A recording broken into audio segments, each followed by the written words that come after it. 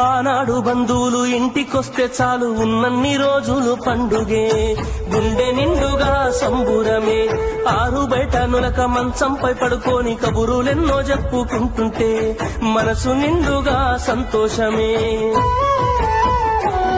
వాళ్ళు తిరిగి ప్రయాణం అవుతుంటే ఇంకో రోజుంటే బాగుందనిపించి ఎక్కే బస్సు వచ్చి వెళ్ళిపోయేదాకా చెప్పులు దాచిన జ్ఞాపకమే. బరువైన గుండెతో బాధపడేది కన్నీళ్లతోనే సాగనంపేది, బరువైన గుండెతో బాధపడేది కన్నీళ్లతోనే సాగనంపేది. ఆనాటి ప్రేమలు ఏమాయరో, బంధాలు బంధుత్వమెటువాయరా. డబ్బు బంధాలే మిగిలేనురో, మనుషులే దూరమయ్యేనురా.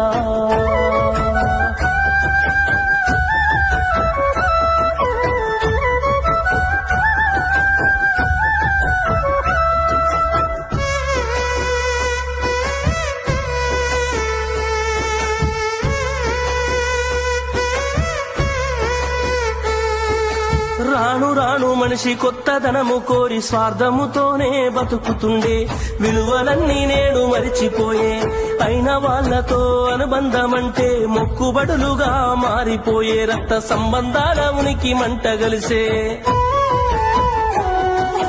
ఒకటే ఊరిలో ఉంటున్నా ఏడాదికోసారి కలుసుడాయే, ధనవంతులుగా కొంత మారిపోతే నిరుపేద బంధువుల మరిసిపోయే.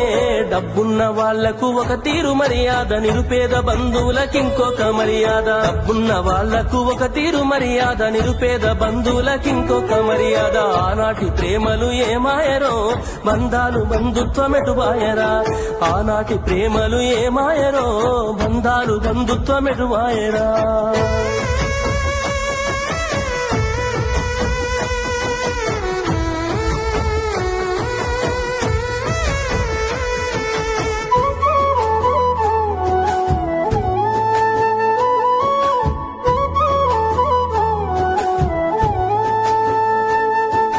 రక్తం పంచుకొని ఒకటే ఇంటిలో జన్మను ఎత్తి కూడా పెరిగిన అన్నదమ్ములైన అక్క చెల్లెళ్ళైన వేడుక ఏదైనా జరిగితే తప్ప కలుసుకోవడం జరగదాయే, మనసారా మాట్లాడుకోరాయే.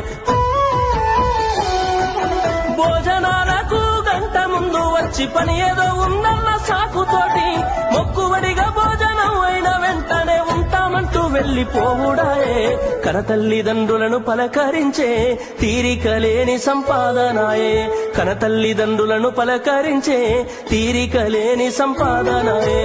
ఆనాటి ప్రేమలు ఏమాయరో, బంధాలు బంధుత్వమెటువాయరా. డబ్బు బంధాలే మిగిలేనురో, మనుషులే దూరమయ్యేనురా.